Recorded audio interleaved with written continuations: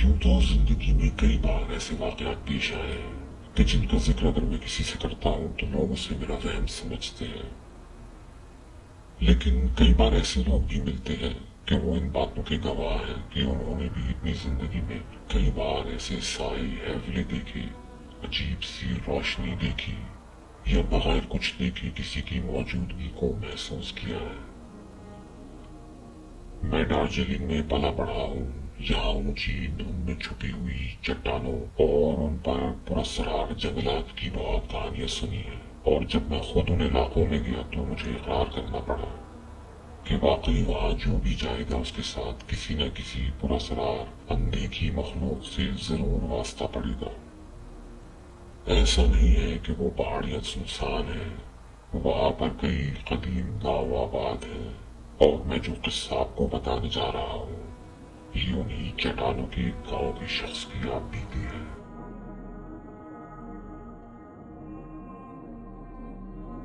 Raju vista से मेरी मुलाकात उन पहाड़ पर इस सफर के दौरान हुई थी। राजू ने बचपन से ही उन जंगलात में पुरस्कार मखलूकात को महसूस किया था और उसके अंदर वो मखलूकात को जानने का शौक था जिसके लिए उसको कभी भी किसी पैरानॉर्मल साइट का मालूम होता वो उधर जाकर महसूस करने की कोशिश करता। सिर्फ यही नहीं, उसने कई बार ऐसी जगहों पर अकेली रात भी गुजारी, लेकिन सिवाय किसी की हकीकी मौजूदगी के उसको कुछ नहीं दिखा।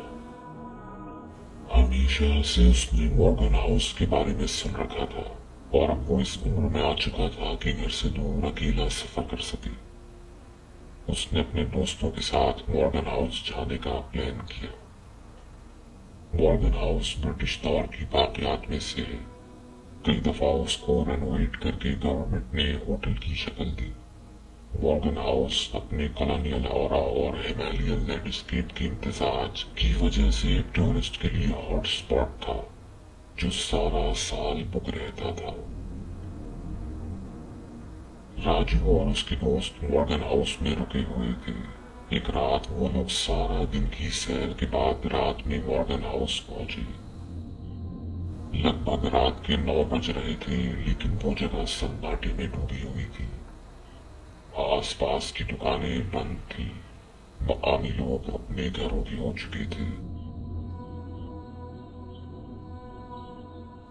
अभी वो तीनों मॉर्गन हाउस में एंटर होने वाले थे कि राजू के दोस्तों ने कहा कि वो लोग सिगरेट पीना चाहते हैं और ये कहकर वो होटल से बाहर ही रुक गए।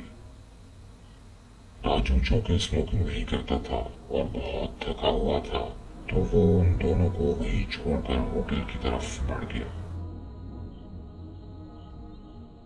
वो सीढ़ियों से फर्स्ट फ्लोर पर पहुंचा तो कॉरिडोर में ऐसा सन्नाटा था कि जैसे होटल बिल्कुल खाली हो। हालांकि होटल का कोई भी रूम खाली नहीं था। ऐसे सन्नाटे और पुरस्कार माहौल में राजू की थकन गायब हो गई और उसका जिन्नात को जानने का शौक जाग उठा। वो हर तरफ गौर से देखता हुआ जब सेकंड फ्लोर पर पहुंचा तो उसको फर्स्ट फ्लोर से सीढ़ियों पर चलने की आवाज आई।